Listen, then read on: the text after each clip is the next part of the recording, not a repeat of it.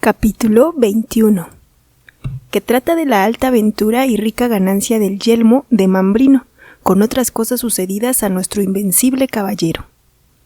En esto comenzó a llover un poco, y quisiera Sancho que se entraran en el molino de los batanes, mas habíales cobrado tal aborrecimiento Don Quijote, por la pesada burla que en ninguna manera quiso entrar dentro, y así, torciendo el camino a la derecha mano, dieron en otro como el que habían llevado el día de antes.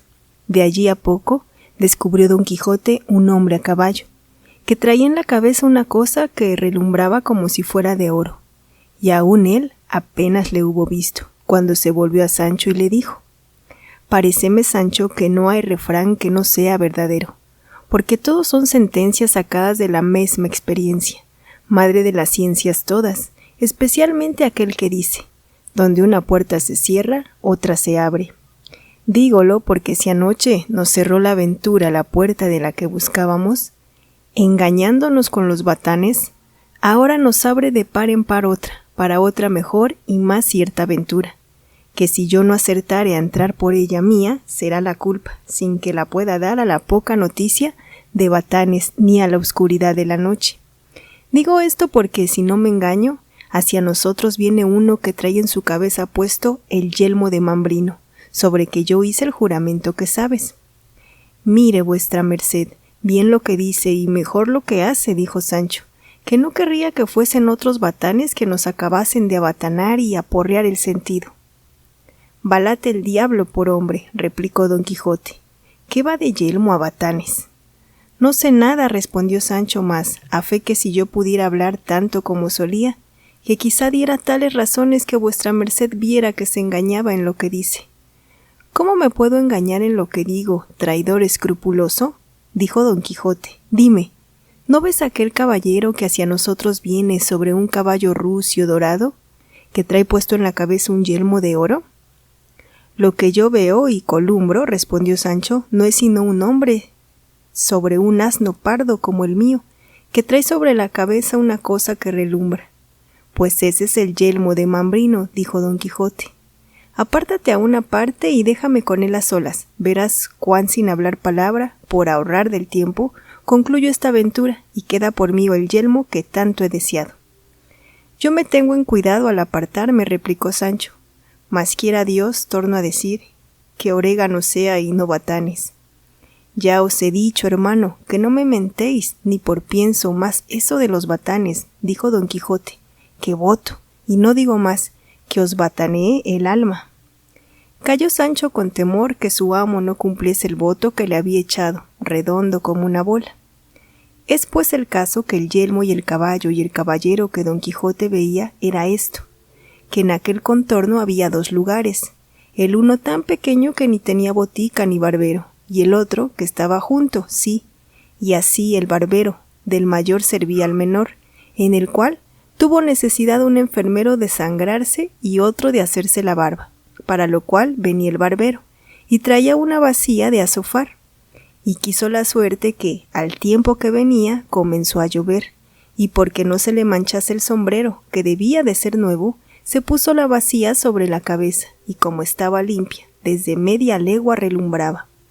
Venía sobre un asno pardo, como Sancho dijo, y esta fue la ocasión que a Don Quijote le pareció caballo rucio rodado, y caballero y yelmo de oro, que todas las cosas que veía con mucha facilidad las acomodaba a sus desvariadas caballerías y malandantes pensamientos.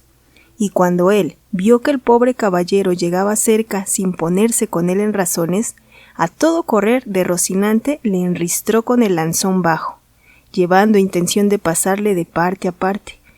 Mas cuando a él llegaba sin detener la furia de su carrera, le dijo: «Defiéndete, cautiva criatura, o entrégame de tu voluntad lo que con tanta razón se me debe».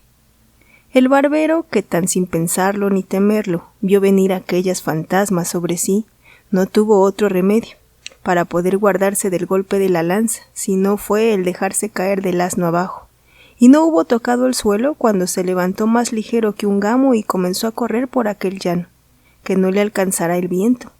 Dejóse la bacía en el suelo, con el cual se contentó Don Quijote, y dijo que el pagano había andado discreto y que había imitado al castor, el cual, Viéndose acosado de los cazadores, se taraza y arpa con los dientes aquello por lo que él, por distinto natural, sabe que es perseguido. Mandó a Sancho que alzase el yelmo, el cual, tomándole en las manos, dijo: «Por Dios, que la bacía es buena y que vale 1 real de a 8 como un maravedí». Y dándosela a su amo, se la puso luego en la cabeza, rodeándola a una parte y a otra, buscándole el encaje, y como no se le hallaba, dijo: «Sin duda que el pagano, a cuya medida se forjó primero esta famosa celada, debía de tener grandísima cabeza, y lo peor de ello es que le falta la mitad». Cuando Sancho oyó llamar a la bacía celada, no pudo tener la risa, mas viniósele a las mentes la cólera de su amo y cayó en la mitad de ella. «¿De qué te ríes, Sancho?», dijo Don Quijote. «Ríome», respondió él, «de considerar la gran cabeza que tenía el pagano, dueño de este almete, que no semeja sino una bacía de barbero pintiparada. ¿Sabes qué imagino, Sancho? Que esta famosa pieza de este encantado yelmo, por algún extraño accidente, debió de venir a manos de quien no supo conocer ni estimar su valor, y sin saber lo que hacía, viéndola de oro purísimo, debió de fundir la otra mitad para aprovecharse del precio, y de la otra mitad hizo esta, que parece bacía de barbero como tú dices, pero sea lo que fuere, que para mí que la conozco, no hace al caso su transmutación, que yo la aderezaré en el primer lugar donde haya herrero, y de suerte que no le haga ventaja, ni aun la llegue, la que hizo y forjó el dios de las herrerías para el dios de las batallas. Y en este entretanto la traeré como pudiere, que más vale algo que no nada, cuanto más que bien será bastante para defenderme de alguna pedrada». «Eso será», dijo Sancho, «si no se tira con honda como se tiraron en la pelea de los 2 ejércitos, cuando les santiguaron a vuestra merced las muelas y le rompieron el alcuza donde venía aquel benditísimo brebaje que me hizo vomitar las asaduras. No me da mucha pena el haberle perdido, que ya sabes tú, Sancho», dijo Don Quijote, «que yo tengo la receta en la memoria». «También la tengo yo», respondió Sancho, «pero si yo le hiciere ni le probare más en mi vida, aquí sea mi hora, cuanto más que no pienso ponerme en ocasión de haberle menester, porque pienso guardarme con todos mis 5 sentidos de ser herido ni de herir a nadie. De lo del ser otra vez manteado no digo nada, que semejantes desgracias mal se pueden prevenir, y si vienen, no hay que hacer otra cosa sino encoger los hombros, detener el aliento, cerrar los ojos y dejarse ir por donde la suerte y la manta los llevare». «Mal cristiano eres, Sancho», dijo oyendo esto Don Quijote, «porque nunca olvidas la injuria que una vez te han hecho, pues sábete que es de pechos nobles y generosos no hacer caso de niñerías. ¿Qué pie sacaste cojo, qué costilla quebrada, qué cabeza rota, para que no se te olvide aquella burla? Qué bien apurada la cosa, burla fue y pasatiempo, que a no entenderlo yo así, ya yo hubiera vuelto allá y hubiera hecho en tu venganza más daño que el que hicieron los griegos por la robada Helena, la cual, si fuera en este tiempo, o mi Dulcinea fuera en aquel, pudiera estar segura que no tuviera tanta fama que hermosa como tiene». Y aquí dio un suspiro y le puso en las nubes y dijo Sancho: «Pase por burlas, pues la venganza no puede pasar en veras, pero yo sé de qué calidad fueron las veras y las burlas, y sé también que no se me caerán de la memoria, como nunca se quitarán de las espaldas, pero, dejando esto aparte, dígame vuestra merced, ¿qué haremos de este caballo rucio rodado, que parece asno pardo, que dejó aquí desamparado a aquel Martino, que vuestra merced derribó, que según él puso los pies en polvorosa y cogió las de Villadiego? No lleva perguenío de volver por él jamás, y para mis barbas, si no es buen el rucio».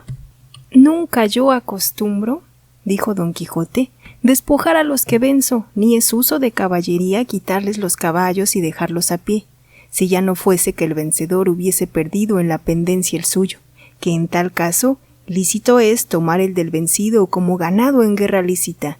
Así que, Sancho, deja ese caballo o asno o lo que tú quisieres que sea, que, como su dueño nos vea alongados de aquí, volverá por él». «Dios sabe si quisiera llevarle», replicó Sancho, «o por lo menos trocale con este mío, que no me parece tan bueno, verdaderamente que son estrechas las leyes de caballería, pues no se entienden a dejar trocar un asno por otro, y querría saber si podía trocarlos a parejos siquiera».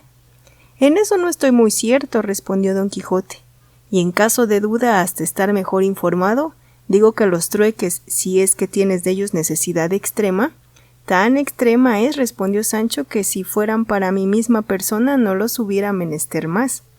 Y luego, habilitado con aquella licencia, hizo mutatio, caparum, y puso su jumento a las 1000 lindezas, dejándole mejorado en tercio y quinto.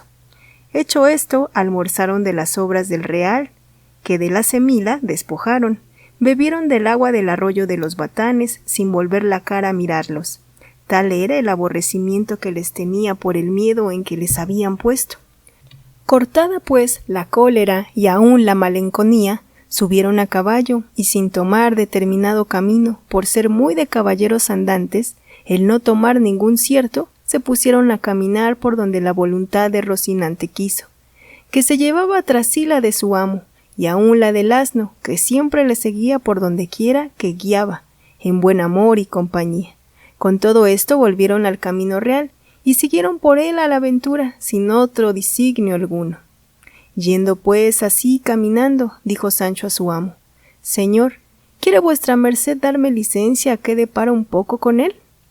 Que, después que me puso aquel áspero mandamiento del silencio, se me han podrido más de 4 cosas en el estómago, y una sola que ahora tengo en el pico de la lengua no querría que se me malograse. Dila, dijo don Quijote, y sé breve en tus razonamientos, que ninguno hay gustoso si es largo. Digo pues, señor, respondió Sancho, que de algunos días a esta parte he considerado cuán poco se gana y granjea de andar buscando estas aventuras de vuestra merced.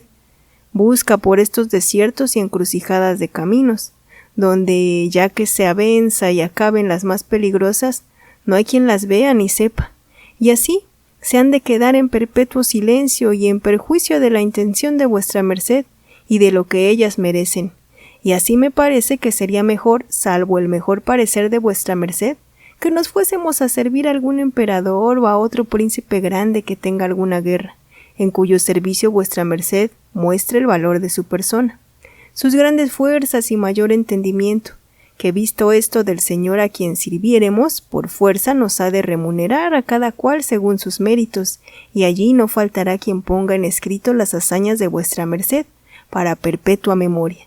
De las mías no digo nada, pues no han de salir de los límites escuderiles, aunque sé decir que si se usa en la caballería escribir hazañas de escuderos, que no pienso que se han de quedar las mías entre renglones.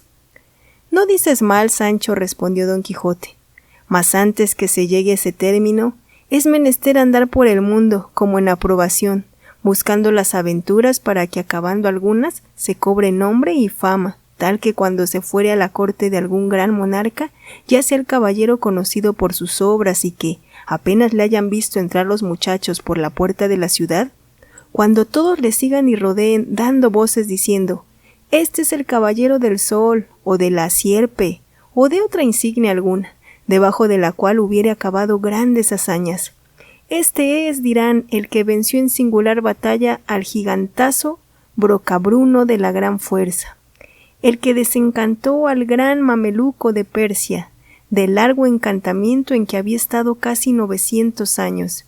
Así que de mano en mano irán pregonando tus hechos, y luego, al alboroto de los muchachos y de las demás gentes, se pararán a la fenestra de su real palacio, el rey de aquel reino, y así como ve al caballero, conociéndole por las armas o por la empresa del escudo, forzosamente ha de decir: «Ea sus, salgan mis caballeros cuantos en mi corte están a recibir a la flor de la caballería que allí viene», a cuyo mandamiento saldrán todos, y él llegará hasta la mitad de la escalera y le abrazará estrechísimamente y le dará paz besándole en el rostro, y luego le llevará por la mano al aposento de la señora reina, donde el caballero la hallará con la infanta, su hija, que ha de ser una de las más hermosas doncellas, en gran parte de lo descubierto de la tierra, que a duras penas se puede hallar. Sucederá tras esto luego en continente que ella ponga los ojos en el caballero y él en los de ella, y cada uno parezca otro cosa más divina que humana, y sin saber cómo ni cómo no, han de quedar presos y enlazados en la intricable red amorosa, y con gran cuitia en sus corazones, por no saber cómo se han de fablar para descubrir sus ansias y sentimientos. Desde allí le llevarán sin duda a algún cuarto del palacio, ricamente aderezado, donde habiéndole quitado las armas, le traerán un rico manto de escarlata con que se cubra, y si bien pareció armado, también y mejor ha de parecer en farseto. Venida la noche cenará con el rey, reina e infanta, donde nunca quitará los ojos de ella, mirándola a furto de los circunstantes, y ella hará lo mismo con la misma sagacidad, porque, como tengo dicho, es muy discreta doncella. Levantarse han las tablas y entrará a deshora por la puerta de la sala un feo y pequeño enano, con una hermosa dueña que entre dos gigantes detrás del enano que viene, con cierta aventura hecha, por un antiquísimo sabio, que el que la acabare será tenido por el mejor caballero del mundo. Mandará luego el rey que todos los que están presentes la prueben, y ninguno le dará fin y cima, sino el caballero huésped, en mucho pro de su fama, de lo cual quedará contentísima la infanta y se entendrá por contenta y pagada además, por haber puesto y colocado sus pensamientos en tan alta parte. Y lo bueno es que este rey, o príncipe, o lo que es, tiene una muy reñida guerra con otro tan poderoso como él, y el caballero huésped le pide, al cabo de algunos días que ha estado en su corte, licencia para ir a servirle en aquella guerra dicha. Darásele el rey de muy buen talante, y el caballero le besará cortésmente las manos por la merced que le hace, y aquella noche se despedirá de su señora la infanta por las rejas de un jardín, que cae en el aposento donde ella duerme, por las cuales ya otras muchas veces la había hablado, siendo medianera y sabidora de todo una doncella de quien la infanta mucho se fiaba. Suspirará él, desmayaráse ella, traerá agua a la doncella, acuitaráse mucho porque viene la mañana, y no querría que fuesen descubiertos por la honra de su señora. Finalmente la infanta volverá en sí, y dará sus blancas manos por la reja al caballero, el cual se las besará 1000 y 1000 veces y se las bañará en lágrimas. Quedará concertado entre los dos del modo que se han de hacer saber sus buenos o malos sucesos, y rogárale la princesa que se detenga lo menos que pudiere. Prometérselo a él con muchos juramentos, tornarle a besar las manos y despidirse con tanto sentimiento que estará poco por acabar la vida. Véase desde allí a su aposento, echase sobre su lecho, no puede dormir del dolor de la partida, madruga muy de mañana, y váse a despedir del rey y de la reina y de la infanta. Dícenle, habiéndose despedido de los dos, que la señora infanta está mal dispuesta y que no puede recibir visita. Piensa el caballero que es de pena de su partida, traspasásele el corazón, y falta poco de no dar indicio manifiesto de su pena. Está la doncella medianera delante, halo de notar todo. Váselo a decir a su señora, la cual la recibe con lágrimas y le dice que una de las mayores penas que tiene es no saber quién sea su caballero, y si es de linaje de reyes o no. Asegúrale a la doncella que no puede caber tanta cortesía, gentileza y valentía como la de su caballero, sino en sujeto real y grave. Consuélase con esto la cuitada, procura consolarse por no dar mal indicio de sí a sus padres, y a cabo de 2 días sale en público. Ya se es ido el caballero, pelea en la guerra, vence al enemigo del rey, gana muchas ciudades, triunfa de muchas batallas, vuelve a la corte, ve a la señora por donde suele, conciértase que la pida a su padre por mujer en pago de sus servicios. No se la quiere dar el rey porque no sabe quién es, pero con todo esto, o robada o de otra cualquier suerte que sea, la infanta viene a ser su esposa, y su padre lo viene a tener a gran ventura, porque se vino a averiguar que el tal caballero es hijo de un valeroso rey, que no sé qué reino, porque creo que no debe de estar en el mapa. Mueres el padre, hereda la infanta, queda el rey el caballero en 2 palabras. Aquí entra luego el hacer mercedes a su escudero y a todos aquellos que le ayudaron a subir a tan alto estado. Casa a su escudero con una doncella de la infanta que será sin duda la que fue tercera en sus amores, que es hija de un duque muy principal. Eso pido y barras derechas, dijo Sancho. A eso me atengo porque todo al pie de la letra ha de suceder por vuestra merced, llamándose el caballero de la triste figura. No lo dudes, Sancho, replicó don Quijote, porque del mismo y por los mismos pasos que esto he contado, suben y han subido los caballeros andantes a ser reyes y emperadores. Solo falta ahora mirar qué rey de los cristianos o de los paganos tenga guerra y tenga hija hermosa. Pero tiempo habrá para pensar esto, pues, como te tengo dicho, primero se ha de cobrar fama por otras partes que se acuda a la corte. También me falta otra cosa, que, puesto caso que se halle rey con guerra y con hija hermosa y que yo haya cobrado fama increíble por todo el universo, no sé yo cómo se podía hallar que yo sea de linaje de reyes o por lo menos primo segundo de emperador, porque no me querrá el rey dar a su hija por mujer si no está primero muy enterado en esto, aunque más lo merezcan mis famosos hechos. Así que por esta falta temo perder lo que mi brazo tiene bien merecido. Bien es verdad que yo soy hijo dalgo de solar conocido, de posesión y propiedad y de devengar 500 sueldos, y podría ser que el sabio que escribiese mi historia deslindase de tal manera mi parentela y descendencia que me hallase quinto o sexto nieto de rey. ¿Por qué te hago saber, Sancho, que hay dos maneras de linajes en el mundo? Unos que traen y derriban su descendencia de príncipes y monarcas, a quien poco a poco el tiempo ha deshecho y han acabado en punta, como pirámide puesta al revés. Otros tuvieron principio de gente baja, y van subiendo de grado en grado hasta llegar a ser grandes señores, de manera que está la diferencia en que unos fueron, que ya no son, y otros son, que ya no fueron. Y podría ser yo de estos que, después de averiguado, hubiese sido mi principio grande y famoso, con lo cual se debía el contentar el rey, mi suegro, que hubiere de ser, y cuando no, la infanta me ha de querer de manera que, a pesar de su padre, aunque claramente sepa que soy hijo de un azacán, me ha de admitir por señor y por esposo, y si no, aquí entra el roballa. Y llevada yo donde más gusto me diere, que el tiempo, la muerte, ha de acabar el enojo de sus padres. Ahí entra bien también, dijo Sancho, lo que algunos desalmados dicen: no pidas de grado lo que puedes tomar por fuerza, aunque mejor cuadra decir: más vale salto de mata que ruego de hombres buenos. Dígolo porque si el señor rey suegro de vuestra merced no se quisiere domeñar a entregarle a mi señora la infanta, no hay sino, como vuestra merced dice, robarla y trasponerla. Pero está el daño que, en tanto que se hagan las paces y se goce pacíficamente el reino, el pobre escudero se podrá estar a diente en esto de las mercedes.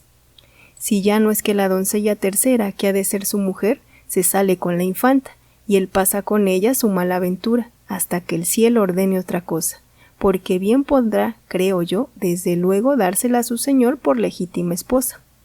Eso no hay quien la quite, dijo don Quijote. Pues, como eso sea, respondió Sancho, no hay sino encomendarnos a Dios y dejar correr la suerte por donde mejor lo encaminare. Hágalo Dios, respondió don Quijote, como yo deseo, y tú, Sancho, haz menester y ruin sea quien por ruin se tiene. Sea par Dios, dijo Sancho, que yo cristiano viejo soy, y para ser conde esto me basta. Y aún te sobra, dijo don Quijote.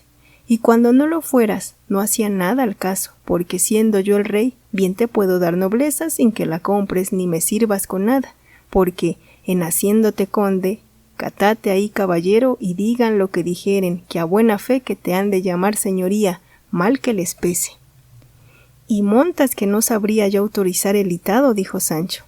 Dictado has de decir que no litado, dijo su amo. Sean sí, respondió Sancho Panza. Digo que les sabría bien acomodar porque, por vida mía, que un tiempo fui muñidor de una cofradría, y que me asentaba también la ropa de muñidor, que decían todos que tenía presencia para poder ser prioste de la misma cofradía. Pues, ¿qué será cuando me pongan un ropón ducal a cuestas o me vista de oro y de perlas, a uso de conde extranjero? Para mí tengo que me han de venir a ver de 100 leguas. Bien parecerás, dijo don Quijote, pero será menester que te rapes las barbas a menudo, que según las tienes de espesas, aborrascadas y mal puestas, si no te las rapas a navaja, cada 2 días por lo menos, a tiro de escopeta se echarán de ver lo que eres. ¿Qué hay más? Dijo Sancho, sino tomar un barbero y tenerle asalariado en casa, y aun si fuere menester, le haré que ande tras mí como caballerizo de grande. Pues, ¿cómo sabes tú, preguntó don Quijote, que los grandes llevan detrás de sí a sus caballerizos? Yo se lo diré, respondió Sancho. Los años pasados estuve un mes en la corte, y allí vi que, paseándose un señor muy pequeño que decían que era muy grande, un hombre le seguía a caballo a todas las vueltas que daba, que no parecía sino que era su rabo. Pregunté que cómo aquel hombre no se juntaba con el otro, sino que siempre andaba atrás de él. Respondiéronme que era su caballerizo y que era uso de los grandes llevar tras de sí a tales. Desde entonces lo sé tan bien que nunca se me ha olvidado. Digo que tienes razón, dijo Don Quijote, y que así puedes tú llevar a tu barbero, que los usos no vinieron todos juntos, ni se inventaron a una, y puedes ser tú el primero, conde, que lleve tras sí su barbero, y aún es de más confianza el hacer la barba que ensillar un caballo. Quédese eso del barbero a mi cargo, dijo Sancho, y al de vuestra merced se quede el procurar venir a ser rey y el hacerme conde. Así será, respondió Don Quijote, y alzando los ojos, vio lo que sería en el siguiente capítulo. Capítulo 22. De la libertad que dio Don Quijote a muchos desdichados que, mal de su grado, los llevaban donde no quisieran ir. Cuenta Cide Hamed Benengeli, autor arábigo y manchego, en esta gravísima, altisonante, mínima, dulce e imaginada historia que, después que entre el famoso Don Quijote de la Mancha y Sancho Panza, su escudero, pasaron aquellas razones que en el fin del capítulo 21 quedan referidas, que Don Quijote alzó los ojos y vio que por el camino que llevaba venían hasta 12 hombres a pie, ensartados como cuentas en una gran cadena de hierro por los cuellos, y todos con esposas a las manos. Venían asimismo con ellos 2 hombres de a caballo y 2 de a pie, los de a caballo con escopetas de rueda, y los de a pie con dardos y espadas, y que así como Sancho Panza los vido, dijo: «Esta es cadena de galeotes, gente forzada del rey, que va a las galeras». «¿Cómo gente forzada?», preguntó Don Quijote. ¿Es posible que el rey haga fuerzas a ninguna gente? No digo eso, respondió Sancho, sino que es gente que, por sus delitos, va condenada a servir al rey en las galeras de por fuerza. En resolución, replicó Don Quijote, como quiera que ello sea, esta gente, aunque los llevan, van de por fuerza y no de su voluntad. Así es, dijo Sancho, pues de esa manera, dijo a su amo, aquí encaja la ejecución de mi oficio, deshacer fuerzas y socorrer y acudir a los miserables. Advierta vuestra merced, dijo Sancho, que la justicia, que es el mismo rey, no hace fuerza ni agravio a semejante gente, sino que los castiga en pena de sus delitos. Llegó en esto la cadena de los galeotes, y Don Quijote, con muy corteses razones, pidió a los que iban en su guarda fuesen servidos de informarle y decirle la causa o causas por que llevaban a aquella gente de aquella manera. Una de las guardas de a caballo respondió que eran galeotes, gente de su majestad que iba a galeras, y que no había más que decir ni él tenía más que saber. Con todo eso replicó Don Quijote, querría saber de cada uno de ellos en particular la causa de su desgracia. Añadió a estas otras tales y tan comedidas razones para moverlos a que dijesen lo que deseaba que la otra guarda de a caballo le dijo. Aunque llevamos aquí el registro y la fe de las sentencias de cada uno de estos malaventurados, no es tiempo de detenerles a sacarlas ni a leerlas. Vuestra merced llegue y se lo pregunte a ellos mismos, que ellos lo dirán si quisieren, que si querrán porque es gente que recibe gusto de hacer y decir bellaquerías. Con esta licencia que Don Quijote se tomara, aunque no se la dieran, se llegó a la cadena, y al primero le preguntó, que por qué pecados iba de tan mala guisa. Él le respondió que por enamorado iba de aquella manera. ¿Por eso no más?, replicó Don Quijote. Pues sí, por enamorados echan a galeras. Días ha que pudiera yo estar bogando en ellas. No son los amores como los que vuestra merced piensa, dijo el galeote, que los míos fueron que quise tanto una canasta de colar, atestada de ropa blanca, que la abracé conmigo tan fuertemente que a no quitármela la justicia por fuerza, aún hasta ahora no lo hubiera dejado de mi voluntad. Fue en fragante, no hubo lugar de tormento, concluyóse la causa. Acomodáronme las espaldas con 100 y por añadidura 3 precisos de gurapas y acabóse la obra. ¿Qué son gurapas?, preguntó Don Quijote. Gurapas son galeras, respondió el galeote, el cual era mozo de hasta edad de 24 años y dijo que era natural de Piedrahíta. Lo mismo preguntó Don Quijote al segundo, el cual no respondía palabra, según iba de triste y melancólico. Mas respondió por él el primero y dijo: Este señor va por canario, digo, por músico y cantor, pues. ¿Cómo? Repitió don Quijote, ¿por músicos y cantores van también a galeras? Sí, señor, respondió el galeote, que no hay peor cosa que cantar en el ansia. Antes he yo oído decir, dijo don Quijote, que quien canta sus males espanta. Acá es al revés, dijo el galeote, que quien canta una vez llora toda la vida. No lo entiendo, dijo don Quijote. Mas una de las guardas le dijo: Señor caballero, cantar en el ansia se dice, entre esta gente no santa, confesar en el tormento. A este pecador le dieron tormento y confesó su delito, que era ser cuatrero, que es ser ladrón de bestias, y por haber confesado le condenaron por 6 años a galeras, amén de 200 azotes que ya lleva en las espaldas. Y va siempre pensativo y triste porque los demás ladrones que allá quedan y aquí van le maltratan y aniquilan, y escarnecen y tienen un poco, porque confesó y no tuvo ánimo de decir nones. ¿Por qué dicen ellos que tantas letras tiene un no como un sí, y que harta ventura tiene un delincuente, que está en su lengua su vida o su muerte, y no en la de los testigos y probanzas, y para mí tengo que no van muy fuera de camino? Y yo lo entiendo así, respondió don Quijote, el cual, pasando al tercero, preguntó lo que a los otros, el cual de presto y con mucho desenfado respondió y dijo: Yo voy por 5 años a las señoras gurapas por faltarme 10 ducados.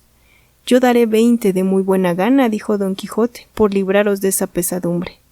Eso me parece, respondió el galeote, como quien tiene dineros en mitad del golfo y se está muriendo de hambre, sin tener a dónde comprar lo que ha menester. Dígolo porque si a su tiempo tuviera yo esos 20 ducados que vuestra merced ahora me ofrece, hubiera untado con ellos la péndola del escribano y avivado el ingenio del procurador, de manera que hoy me hubiera en mitad de la plaza de Zocodover de Toledo, y no en este camino, atraillado como galgo. Pero Dios es grande, paciencia y basta. Pasó don Quijote al cuarto, que era un hombre de venerable rostro con una barba blanca que le pasaba del pecho, el cual, oyéndose preguntar la causa, porque allí venía, comenzó a llorar, y no respondió palabra. Mas el quinto condenado le sirvió de lengua y dijo: Este hombre honrado va por 4 años a galeras, habiendo paseado las acostumbradas, vestido en pompa y a caballo. Eso es, dijo Sancho, a lo que a mí me parece haber salido a la vergüenza. Así es, replicó el galeote, y la culpa, porque le dieron esta pena, es por haber sido corredor de oreja, y aun de todo el cuerpo. En efecto, quiero decir que este caballero va por alcahuete y por tener asimismo sus puntas y collar de hechicero. A no haberle añadido esas puntas y collar, dijo don Quijote, por solamente el alcahuete limpio no merecía él ir a bogar en las galeras, sino a mandallas y a ser general de ellas, porque no es así como quiere el oficio del alcahuete, que es oficio de discretos y necesarísimo en la república bien ordenada, y que no le debía ejercer sino gente muy bien nacida, y aún había de haber vedor y examinador de tostales, como le hay de los demás oficios, con número deputado y conocido, como corredor de lonja, y de esta manera se excusarían muchos males que se causan por andar este oficio y ejercicio entre gente idiota y de poco entendimiento. Como son mujercillas de poco más o menos, pajecillos y truhanes de pocos años y de poca experiencia, que a la más necesaria ocasión, y cuando es menester dar una traza que importe, se les hielan las migas entre la boca y la mano, y no saben cuál es su mano derecha. Quisiera pasar adelante y dar las razones porque convenía hacer elección de los que en la república habían de tener tan necesario oficio, pero no es el lugar acomodado para ello. Algún día lo diré a quien lo pueda proveer y remediar. Solo digo ahora que la pena que me ha causado ver estas blancas canas y este rostro venerable en tanta fatiga, por alcahuete, me la ha quitado el adjunto de ser hechicero, aunque bien sé que no hay hechizos en el mundo que puedan mover y forzar la voluntad, como algunos simples piensan que es libre nuestro albedrío, y no hay hierba ni encanto que le fuerce. Lo que suelen hacer algunas mujercillas simples y algunos embusteros bellacos es algunas misturas y venenos con que vuelven locos a los hombres, dando a entender que tienen fuerza para hacer querer bien, siendo, como digo, cosa imposible forzar la voluntad. Así es, dijo el buen viejo, y en verdad, señor, que en lo de hechicero que no tuve culpa, en lo de alcahuete no lo pude negar, pero nunca pensé que hacía mal en ello, que toda mi intención era que todo el mundo se holgase y viviese en paz y quietud, sin pendencias ni penas, pero no me aprovecho nada este buen deseo para dejar de ir a donde no espero volver. Según me cargan los años y un mal de orina que llevo, que no me deja reposar un rato.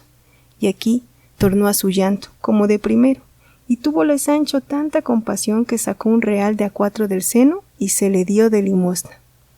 Pasó adelante don Quijote y preguntó a otro su delito, el cual respondió con no menos sino con mucha más gallardía que el pasado. Yo voy aquí porque me burlé demasiadamente con 2 primas hermanas mías, y con otras 2 hermanas que no eran mías. Finalmente, tanto me burlé con todas que resultó que la burla crece la parentela tan intrincadamente que no hay diablo que lo declare. Probóseme todo, faltó favor, no tuve dineros, víame a pique de perder los tragaderos, sentenciáronme a galeras por 6 años. Consentí, castigo es de mi culpa, mozo soy. Duré la vida, que con ella todo se alcanza. Si vuestra merced, señor caballero, lleva alguna cosa con que socorrer a estos pobretes, Dios se lo pagará en el cielo y nosotros tendremos en la tierra cuidado de rogar a Dios en nuestras oraciones por la vida y salud de vuestra merced, que sea tan larga y tan buena como su buena presencia merece. Este iba en hábito de estudiante y dijo una de las guardas que eran muy grande hablador y muy gentil latino. Tras todos estos venía un hombre de muy buen parecer, de edad de 30 años, sino que al mirar metía él un ojo en el otro un poco. Venía diferentemente atado que los demás, porque traía una cadena al pie, tan grande que se la liaba por todo el cuerpo, y 2 argollas a la garganta, la una en la cadena y la otra en las que llaman guardamigo, o pie de amigo, de la cual descendían 2 hierros que llegaban a la cintura, en los cuales se hacían 2 esposas, donde llevaba las manos, cerradas con un grueso candado, de manera que ni con las manos podía llegar a la boca, ni podía bajar la cabeza a llegar a las manos. Preguntó don Quijote que cómo iba aquel hombre con tantas prisiones más que los otros. Respondióle la guarda, porque tenía aquel solo más delitos que todos los otros juntos, y que era tan atrevido y tan grande bellaco, que aunque le llevaban de aquella manera, no iban seguros de él, sino que temían que se les había de huir. ¿Qué delitos puede tener? Dijo don Quijote, si no han merecido más pena que echarle a las galeras. Va por 10 años, replicó la guarda, que es como muerte civil.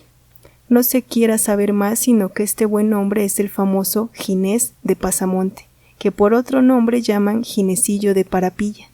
Señor comisario, dijo entonces el galeote, váyase poco a poco y no andemos ahora a deslindar nombres y sobrenombres. Ginés me llamo y no Ginesillo, y Pasamonte es mi alcurnia y no Parapilla, como vaos se dice, y cada uno se dé una vuelta a la redonda y no hará poco. Hable con menos tono, replicó el comisario, señor ladrón de más de la marca, si no quiere que le haga callar, mal que le pese. Bien parece, respondió el galeote, que va el hombre como Dios es servido, pero algún día sabrá alguno si me llamo Ginesillo de Parapilla o no. Pues, ¿no te llaman así, embustero? Dijo la guarda. Sí, llaman, respondió Ginés, mas yo haré que no me lo llamen, o me las pelaría donde yo digo entre mis dientes. Señor caballero, si tiene algo que darnos, dénoslo ya y vaya con Dios, que ya enfada con tanto querer saber vidas ajenas, y si la mía quiere saber, sepa que yo soy Ginés de Pasamonte, cuya vida está escrita por estos pulgares. Dice verdad, dijo el comisario, que él mismo ha escrito su historia, que no hay más y deja empeñado el libro en la cárcel en 200 reales. Y le pienso quitar, dijo Ginés, si quedara en 200 ducados. ¿Tan bueno es? Dijo don Quijote. Es tan bueno, respondió Ginés, que mal año para Lazarillo de Tormes y para todos cuanto de aquel género se han escrito o escribieren.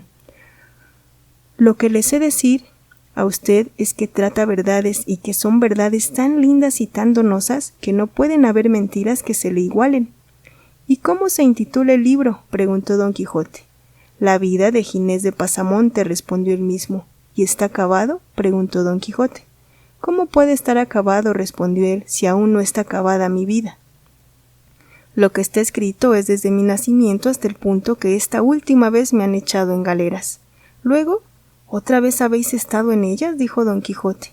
Para servir a Dios y al rey otra vez he estado 4 años, y ya sé que sabe el bizcocho y el corbacho, respondió Ginés, y no me pesa mucho de ir a ellas, porque allí tendré lugar de acabar mi libro, que me quedan muchas cosas que decir, y en las galeras de España hay más sosiego de aquel que sería menester, aunque no es menester mucho más para lo que yo tengo de escribir, porque me lo sé de coro. Hábiles pareces, dijo don Quijote. Y desdichado, respondió Ginés, porque siempre las desdichas persiguen al buen ingenio. Persiguen a los bellacos, dijo el comisario. Ya les he dicho, señor comisario, respondió Pasamonte, que se vaya poco a poco, que aquellos señores no le dieron esa vara para que maltratase a los pobretes que aquí vamos, sino para que nos guiase y llevase a donde su majestad manda, sino, por vida de basta, que podría ser que saliesen algún día en la colada las manchas que se hicieron en la venta, y todo el mundo calle y viva bien, y hable mejor, y caminemos, que ya es mucho regodeo este. Alzó la vara en alto el comisario para dar a Pasamonte en respuesta de sus amenazas, mas don Quijote se puso en medio y le rogó que no le maltratase, pues no era mucho que quien llevaba tan atadas las manos tuviese algún tanto suelta la lengua, y volviéndose a todos los de la cadena dijo: de todo cuanto me habéis dicho, hermanos carísimos, he sacado en limpio que, aunque os han castigado por vuestras culpas, las penas que vais a padecer no os dan mucho gusto, y que vais a ellas muy de mala gana y muy contra vuestra voluntad, y que podrá ser que el poco ánimo que aquel tuvo en el tormento, la falta de dinero de éste, el poco favor del otro, y finalmente el torcido juicio del juez, hubiese sido causa de vuestra perdición y de no haber salido con la justicia que de vuestra parte teníades. Todo lo cual se me representa a mí ahora en la memoria, de manera que me está diciendo, persuadiendo y aun forzando, que muestre con vosotros el efecto para que el cielo me arrojó al mundo, y me hizo profesar en él la orden de caballería que profeso, y el voto que en ella hice de favorecer a los menesterosos y opresos de los mayores, pero, porque sé que una de las partes de la prudencia es que lo que se puede hacer por bien no se haga por mal, quiero rogar a estos señores guardianes y comisarios sean servidos de desataros y dejaros ir en paz, que no faltarán otros que sirvan al rey en mejores ocasiones, porque me parece duro caso hacer esclavos a los que Dios y naturaleza hizo libres. Cuanto más, señores guardas, añadió don Quijote, que estos pobres no han cometido nada contra vosotros. Allá se lo halla cada uno con su pecado. Dios hay en el cielo que no se descuida de castigar al malo ni de premiar al bueno, y no es bien que los hombres honrados sean verdugos de los otros hombres, no yéndoles nada en ellos. Pido esto con esta mansedumbre y sosiego, porque tenga, si lo cumplís, algo de agradeceros, y cuando de grado no lo hagáis, esta lanza y esta espada, con el valor de mi brazo, harán que lo hagáis por fuerza. Donosa majadería, respondió el comisario. Bueno está el donaire con que ha salido a cabo de rato. Los forzados del rey quiere que le dejemos como si tuviéramos autoridad para soltarlos, o él la tuviera para mandárnoslo. Váyase vuestra merced, señor. Norabuena su camino adelante y enderece este bacín que trae en la cabeza y no ande buscando 3 pies al gato. Vos sois el gato, y el rato y el bellaco, respondió don Quijote, y diciendo y haciendo arremetió con él tan presto que, sin que tuviese lugar de ponerse en defensa, dio con él en el suelo, malherido de una lanzada, y avínole bien que este era el de la escopeta. Las demás guardas quedaron atónitas y suspensas del no esperado acontecimiento, pero volviendo sobre sí, pusieron mano a sus espadas los de a caballo y los de a pie a sus dardos, y arremetieron a don Quijote, que con mucho sosiego los aguardaba, y sin duda lo pasara mal si los galeotes vieron la ocasión que se les ofrecía de alcanzar libertad, no la procuraran, procurando romper la cadena donde venían ensartados. Fue la revuelta de manera que las guardas, ya por acudir a los galeotes, no se desataban, ya por acometer a don Quijote, que los acometía, no hicieron cosa que fuese de provecho.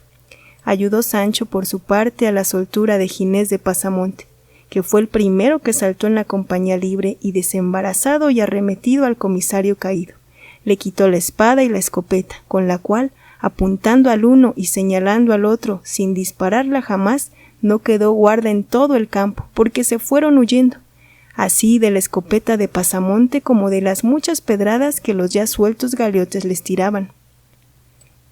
Entristiósese mucho Sancho de este suceso, porque se le representó que los que iban huyendo habían de dar noticia del caso a Santa Hermandad, la cual, a campana herida, saldría a buscar los delincuentes, y así se lo dijo a su amo, y le rogó que luego de allí se partiesen y se emboscasen en la sierra que estaba cerca. Bien está eso, dijo Don Quijote, pero yo sé lo que ahora conviene que se haga. Y llamando a todos los galeotes que andaban alborotados y habían despojado al comisario hasta dejarle en cueros, se le pusieron todos a la redonda para ver lo que les mandaba, y así les dijo: de gente bien nacida es agradecer los beneficios que reciben, y uno de los pecados que más a Dios ofende es la ingratitud. Dígolo porque ya habéis visto, señores, con manifiesta experiencia, el que de mí habéis recibido, en pago del cual querría, y es mi voluntad, que cargaos de esta cadena, se quite de vuestros cuellos, luego os pongáis en camino y vais a la ciudad del Toboso, y allí os presentéis ante la señora Dulcinea del Toboso y le digáis que su caballero, el de la triste figura, se le envía a encomendar, y le contéis punto por punto todos los que ha tenido esta famosa aventura, hasta ponernos en la deseada libertad, y hecho esto, os pondréis ir donde quisiéreses a la buena aventura. Respondió por todos Ginés de Pasamonte y dijo: lo que vuestra merced nos manda, señor y libertador nuestro, es imposible, de toda imposibilidad cumplirlo, porque no podemos ir juntos por los caminos, sino solos y divididos, y cada uno por su parte, procurando meterse en las entrañas de la tierra, por no ser hallado en la Santa Hermandad, que sin duda alguna ha de salir en nuestra busca. Lo que nuestra merced puede hacer, y es justo que haga, es mudar ese servicio y montazgo de la señora Dulcinea del Toboso en alguna cantidad de avemarías y credos, que nosotros diremos por la intención de vuestra merced, y esta es cosa que se podrá cumplir de noche y día, huyendo o reposando, en paz o en guerra. Pero pensar que hemos de volver ahora a las ollas de Egipto, digo, a tomar nuestra cadena y a ponernos en camino del Toboso, es pensar que es ahora de noche, que aún no son las 10 del día, y es pedir a nosotros eso como pedir peras al olmo. Pues voto a tal, dijo Don Quijote, ya puesto en cólera. Don hijo de la puta, don Ginesillo de Paropillo, o como os llamáis, que habéis de ir vos solo, rabo entre piernas con toda la cadena a cuestas. Pasamonte, que no era nada bien sufrido, estando ya enterado que Don Quijote no era muy cuerdo, pues tal disparate había cometido como el de querer darles libertad. Viéndose tratar de aquella manera, hizo del ojo a los compañeros, y apartándose, aparte, comenzaron a llover tantas piedras sobre Don Quijote, que no se daba manos a cubrirse con la rodela, y el pobre de Rocinante no hacía más caso de la espuela que si fuera hecho de bronce. Sancho se puso tras su asno, y con él se defendía de la nube, y pedrisco que sobre entrambos llovía. No se pudo escudar tan bien Don Quijote que no le acertasen no sé cuántos guijarros en el cuerpo, con tanta fuerza que dieron con él en el suelo, y apenas hubo caído, cuando fue sobre él el estudiante y le quitó la bacía de la cabeza, y dióle con ella 3 o 4 golpes en las espaldas, y otros tantos en la tierra, con que la hizo pedazos.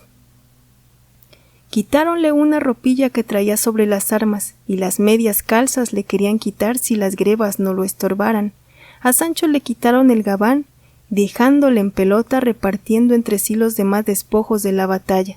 Se fueron cada uno por su parte, con más cuidado de escaparse de la hermandad que tenían que de cargarse de la cadena e ir a presentarse ante la señora Dulcinea de Toboso. Solo quedaron Jumento y Rocinante, Sancho y Don Quijote. El Jumento cabizbajo y pensativo, sacudiendo de cuando en cuando las orejas, pensando que aún no había cesado la borrasca de las piedras que le perseguían los oídos. Rocinante, tendido junto a su amo, que también vino al suelo de otra pedrada. Sancho, en pelota y temeroso de la Santa Hermandad. Don Quijote, mohínísimo de verse tan mal parado por los mismos a quien tanto bien había hecho.